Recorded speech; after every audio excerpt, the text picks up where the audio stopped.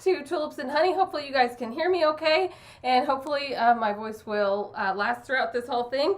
I'm Lauren Hereford. I'm your host from Tulips and Honey, and I'm back for another live event, and you guys have already left a ton of comments in the comment section, so I'll make sure that I go through those in just a second.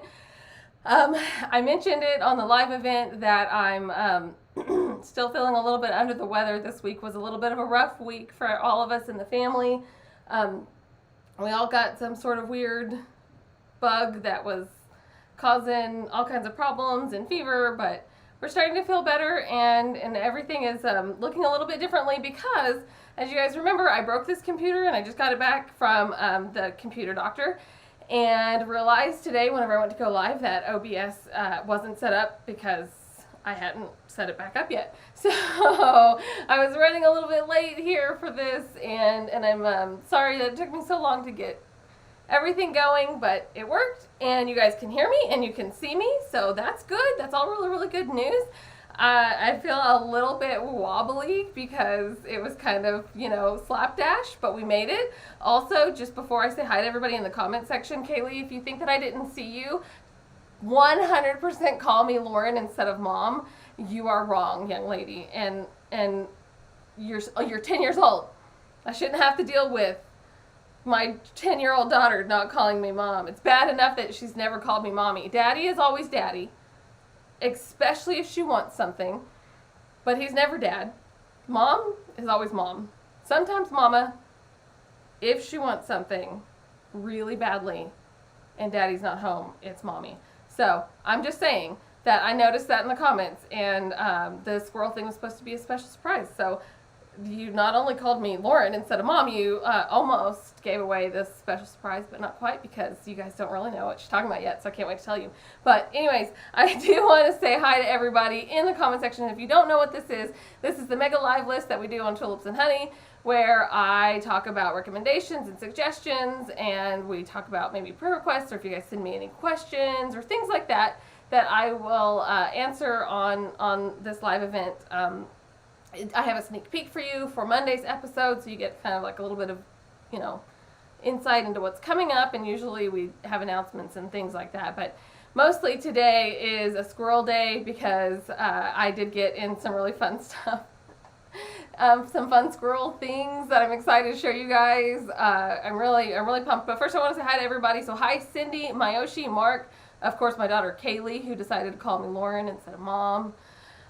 I have to take advantage of every year and day that I have of still being, my little girl's mom. I'm just saying. Hi to Chris from Cave to the Cross Apologetics. Hi Mel.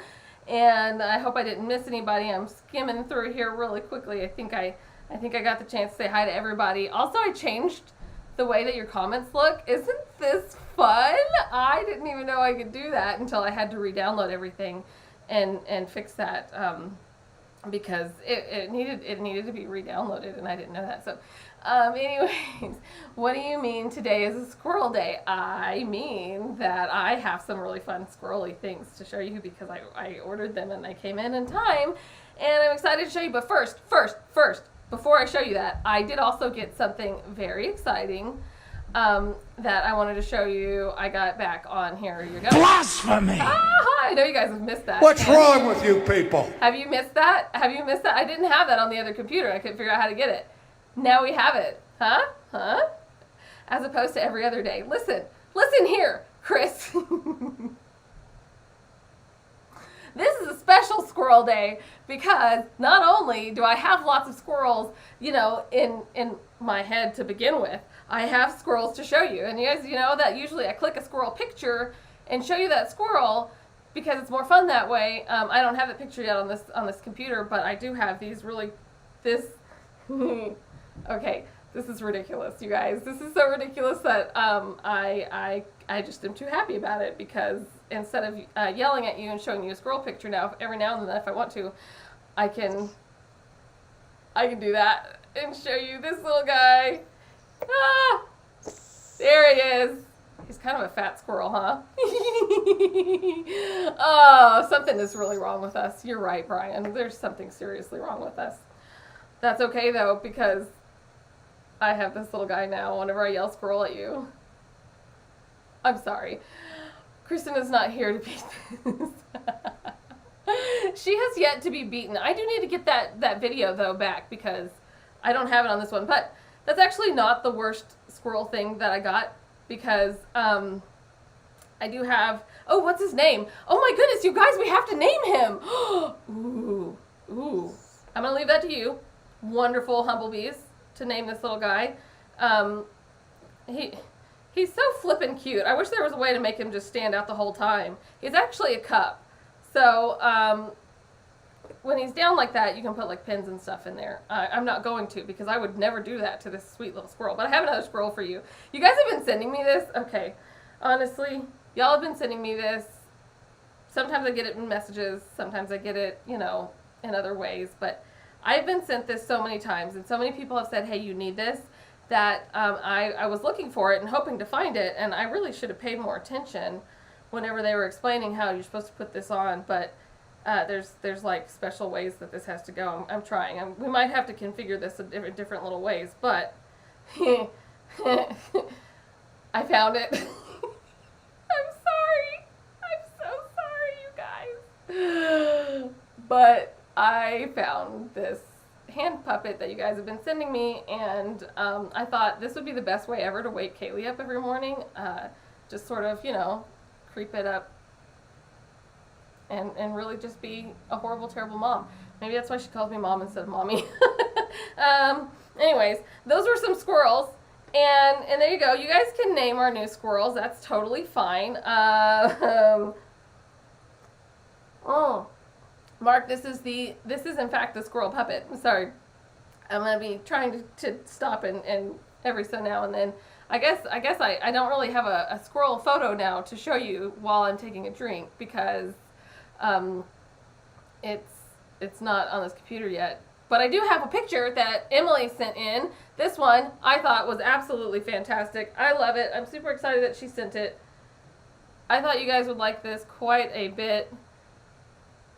How the tables have turned. You guys, nobody likes pineapple on pizza that has taste buds. But this is a pizza on pineapple, and I'm okay with it. I'm okay with that. I'm just going to flat out say that is far superior to pineapple on pizza. Thank you, Emily, for sending that. Finally, somebody has sent me not a picture of themselves eating that disgusting food, but somebody actually with, understanding. But yes, y'all encourage her to buy the demon hand puppet. Yes, they did, sis. Listen, I wasn't gonna, and I couldn't find it if I wanted to, but it popped up on the feed in my little Amazon stuff whenever I was finding this little guy who we need to name. And maybe you guys should name the little demon squirrel guy because he's going to be around for a while. He's extremely creepy. I'm not going to lie. Even if he wasn't a hand puppet, that's just incredibly creepy. Now, if you guys are watching and you have absolutely no idea why we're talking about squirrels, it's because ordinarily whenever I get extremely distracted, which happens on live events because I can't edit these live events, I click a squirrel photo and I yell squirrel in your faces. And for whatever reason, every Friday you keep coming back to listen to that. So, the puppet's going to give me nightmares. I'm right there with you. I mean, honestly, I genuinely wasn't sure that there was ever going to be a squirrel that I thought was scary because they're so cute. They're cute. They're adorable. This is not cute. It's not. The puppet thing would have scared me to death as a kid. Yeah. My child is a monster child, and she's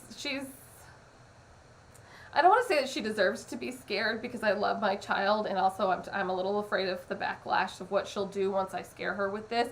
But let's just say that she has performed such shenanigans as would deserve waking up to the scary hand puppet. I'm gonna have to practice. I really am gonna have to practice. This is really it's a little bit more difficult than I thought it would. Squirt the squirrel. I like it, Mayoshi. I like that. That is a great one. But we do actually have real things to talk about today besides the squirrel stuff. So I'm not gonna let it go because it's the thing that we do. But I'm gonna set them aside for a second, and by setting them aside, I mean they're gonna sit right here in case I need to grab them, which I will do. But I did want to show you guys something really cool that I got in the mail, as well as the puppets. You know, I had the opportunity, and I wish I had thought to grab the link, but my brain is, you know, if you've listened long enough, you already know that my brain is already barely functioning. And now, after, you know, suffering through high fever for 3 or 4 days, it's a little less functioning than usual. But I didn't get the link, but I can tell you guys that you can go to RefTunes to find this. I got my shirt in from RefTunes, and I'm super excited. I don't know if you guys can see it. Maybe if I sit all the way back. But look at this awesome Charles Spurgeon shirt, you guys. I'm so excited. I was so excited whenever it came in that I almost wasn't as excited about the squirrels as I was about the Charles Spurgeon thing. But I love Charles Spurgeon, and I love RefTunes. But this is a flippin' squirrel that flips out of a little thing, okay? I mean, I'm just saying. All of this stuff is awesome.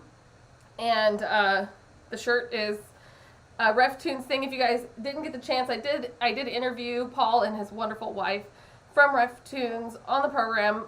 Oh, goodness, I guess it's been about a year ago. I wish I had grabbed that link as well.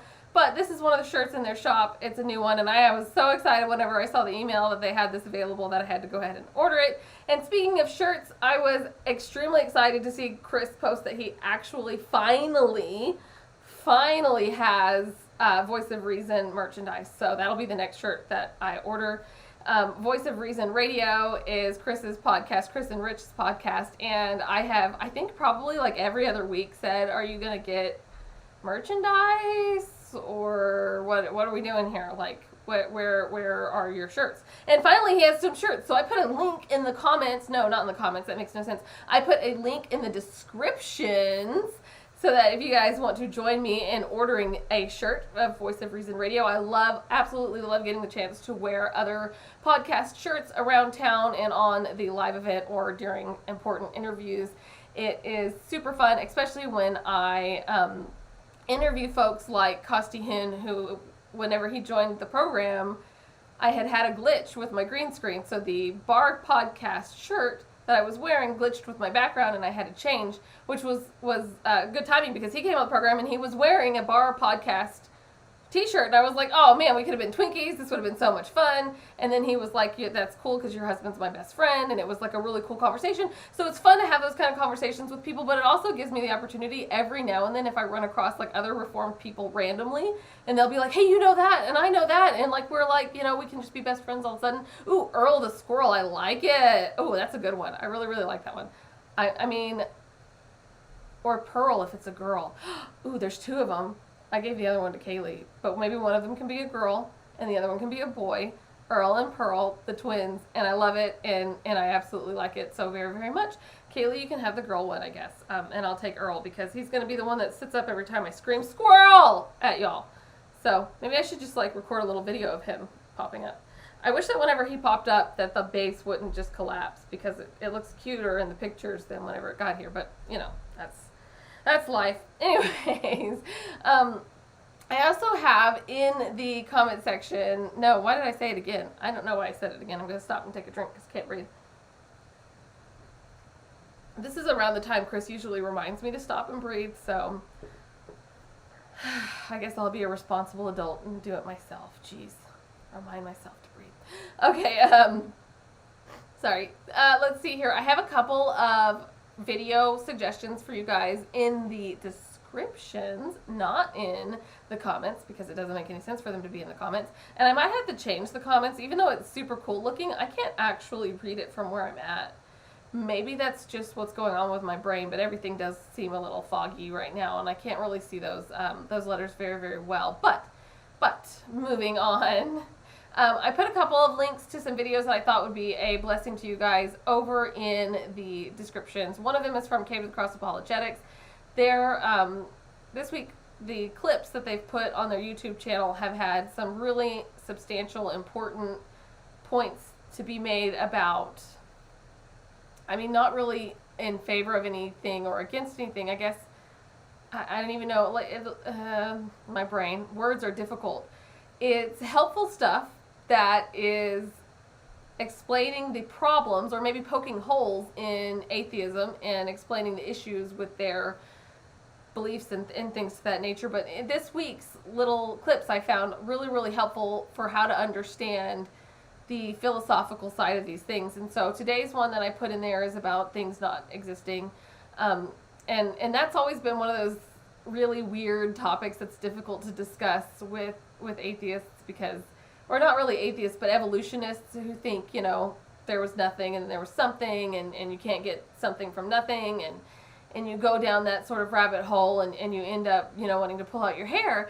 So, you know, it's a difficult conversation to have, and I found that this week's little clips were really helpful. Of course, their full episodes are always helpful. Also, I put a link to The Polite Leader.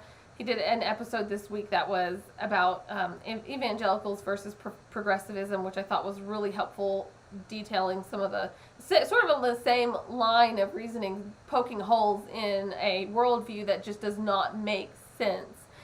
So, Chris, congratulations on making it to 200 episodes. I am super impressed. That is not something to snip your nose at. I can't even imagine. 5 years, 200 episodes. That is super cool. Have fun recording, and I hope you have a great weekend, brother. God bless you. You guys, I just have a question to answer and then a sneak peek, and I'll totally let you all go, because I can feel the voice thing kicking in, where it's starting to tickle a little bit to keep on talking. So maybe I should have listened to my extremely handsome and very, very intelligent husband, who said I should wait on going live. But I thought that I could tough through it, and I'm gonna press on. I'm gonna tough through it. It's gonna be okay. But the question that I had sent in, and I'm sure that there were other questions that were sent in that I did not get the chance to write all down, because this was a difficult day with the programming and stuff and getting everything organized. So if you sent me a question in and I missed it, I'm so sorry. Hopefully I'll be able to grab it and catch it for next week. But Victoria sent in a question that I thought was really important, that I really wanted to address in a live event. And so her question is about it's sort of about the ARC churches. She explained to me that there is a pastor that she watched a sermon from that is a part of the ARC churches. And if you guys don't know, Kristen Everett and I did I think it's been 5 parts now, but there's the original 3-part series about ARC and the cult-like behavior of that group and the theological issues that are just clear and evident there in that group. And so if you guys haven't gotten a chance to check that out and you're wondering what ARC is, there's some stuff there in the oh goodness, it's going downhill fast, isn't it?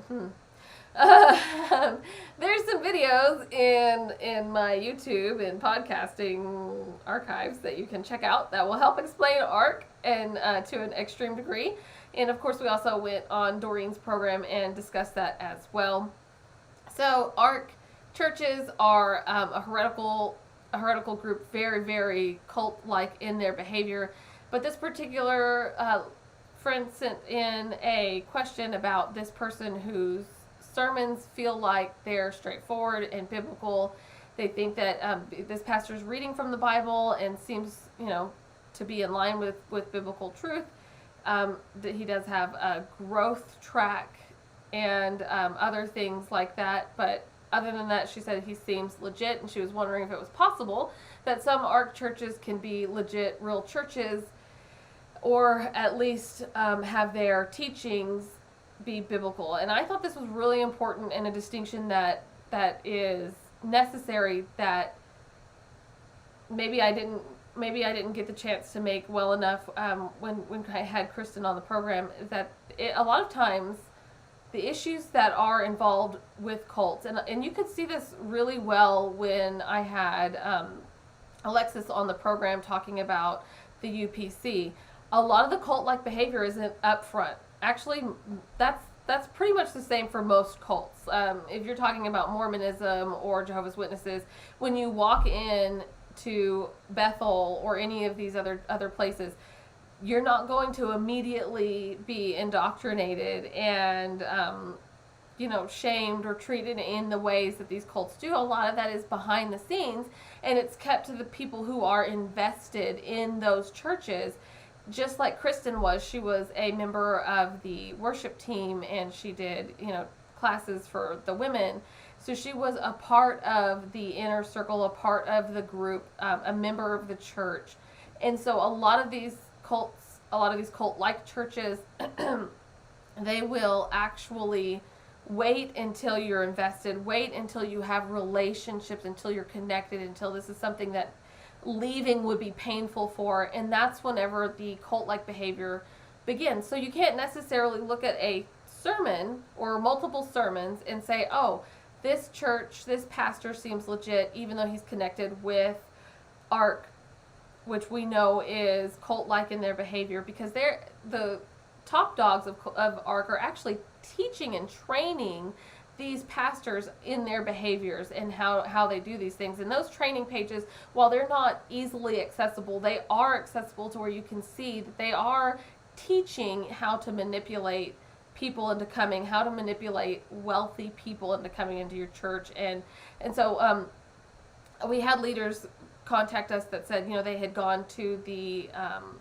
sort of training, maybe conferences that they hold for just pastors and leaders and stuff in the ARC group, and they were taught how to behave in a very manipulative cult-like way. But besides that, and this is something that I was really concerned that came across in my explanation for this particular lady, was that this pastor has, there's two possibilities.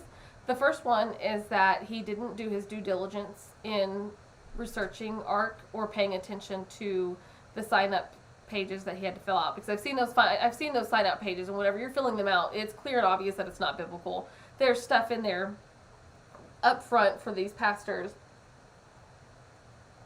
membership pages and stuff that they have to fill out to join, that any pastor who is theologically sound is going to be able to look at and see. I haven't been to seminary, and I would not consider myself a very intellectual person. I mean, I have puppet squirrels. So, if I can see the biblical issues in those packets, it's clear and obvious. Either this pastor was perhaps irresponsible in his eagerness to join ARC, which is something that any pastor that is looking to be more financially secured would probably look into, because that's really what they're offering. If he was irresponsible, that's sinful, and if it's brought to his attention that he was irresponsible to join ARC and he remains in ARC, that would be something that would make it clear and obvious that that's not a pastor you want to sit under if he's not repenting and moving away from this group. Because you have to remember that there are churches within ARC that teach things like grave soaking, where you go to a gravesite to soak in their power. I'm sorry. Mark, that's a good question. She's the one that showed me the packets. We looked at it and read through it together whenever we were recording. And I'm not sure if I included a link in those original videos to that or not. I'll have to go back and look. But I can get with her and see if we can make that available to anybody that wants to look and see how that is. Now, the second option for this pastor is not that he was irresponsible or neglective to his sheep that God has given him. The second option is that he saw it and didn't care and joined anyways. Either one of those is not something that, if you have another option, and almost all of us do, especially here in America, we have so many options. Why would you listen to that pastor who has shown that he is either lacking in discernment to a degree that is negligent and sinful, or he is willing to stand with ARC because of the financial benefits? ARC is a group that is so incredibly theologically unsound that there are heresies being taught behind the scenes that you're not going to see unless you are really involved in each of these groups. You're not going to see the fact that some of these churches teach Christian tarot cards. You're not going to see that promoted, but these groups are all together. They're all coalesced. They've linked arms with one another, and they've done it in a way that is open, and they've promoted it. So it's something that I think would need to be, I would never say, hey, go ahead and go to this church if the pastor sounds sound. Absolutely not. Even if he sounds like he is biblically sound. But even more so, why would you waste time listening to this pastor, even if he sounds biblically sound, when there are so many wonderful, biblically sound, theologically sound men that you can listen to? Men like Dr. Steve Lawson and Vodi Bakum and Paul Washer and John MacArthur and R.C. Sproul. We have so many wonderful pastors that we can listen to. It's different whenever you're finding a leader. I would take that more seriously. If you are going to be underneath his leadership and he is a part of this cult-like movement, I would extremely discourage against that, even if it was the last church in your neighborhood, because I have seen the way that they treat their members and the fact that this is something that is taught to their leadership. But to listen to them online, unless you're just doing research and you want to understand better, which is going to be difficult because, like all cults, they don't put their worst foot forward. Of course, they're going to attempt to, unless you're talking about Stephen Furtick. That guy, boy, he just does not care. He is totally okay with saying the most random, ridiculous nonsense. And whoever runs his social media does not love him and doesn't mind whatsoever allowing that kind of stuff to just be put out there. But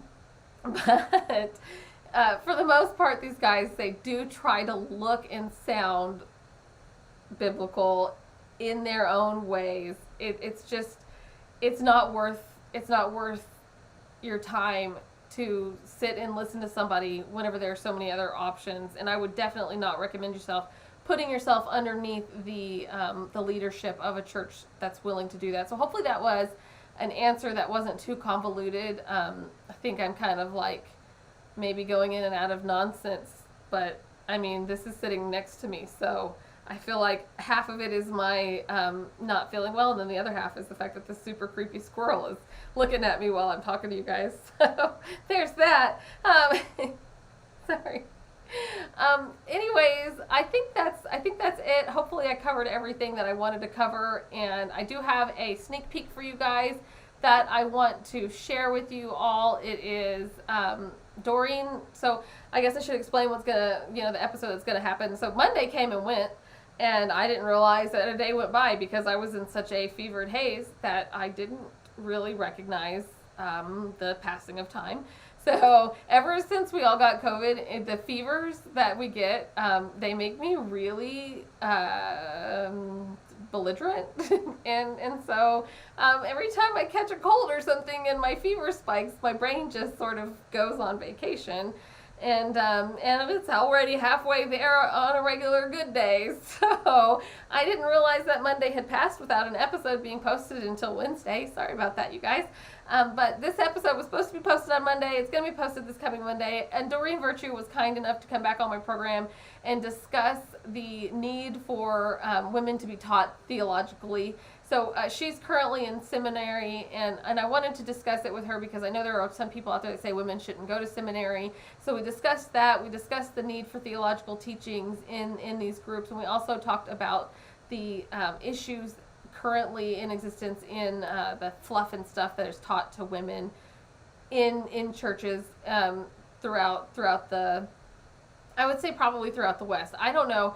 She had a similar experience where she actually was in a theologically sound Reformed church, and they still did a Beth Moore Bible study in the women's meetings. So it's either that this is an issue where there are not enough checks and balances over the women's ministry, or maybe people are just not keeping up with those that have Francis Chan'd us.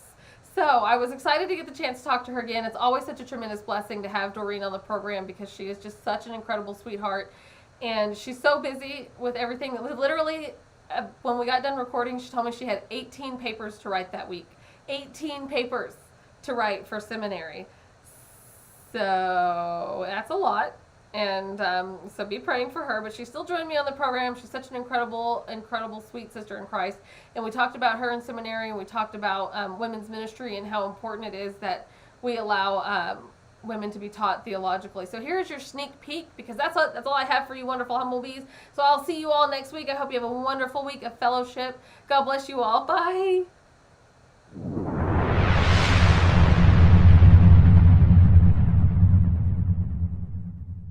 I needed more than application because women need solid theology. Yeah. And so that's when I started looking around for local seminaries. And it's been quite the experience because, I'm 63 years old. When I started going back in January 2019, I was probably, 61. And most seminarians are 25-year-old guys. There wasn't that many people with gray hair and not that many women. And a lot of the women I was meeting were going to become pastors. And of course, you and I Oh, have issues with that biblically. yeah. So I've met a handful of women there who, like me, went because they couldn't find deep enough Bible study at their local church. And so this is just something I want to just say for any pastors or worship leaders who are watching. Women not only need solid theology, we want it. Yep.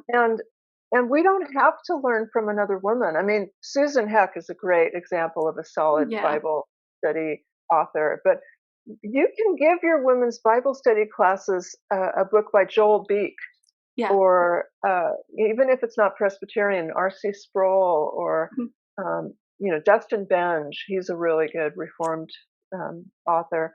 Yeah. We don't need to learn from other women, and we don't need to have application-driven studies. We don't need to learn all day long how to have a better day. We can go into theology through exegesis, which is the process of reading Scripture and letting Scripture interpret Scripture.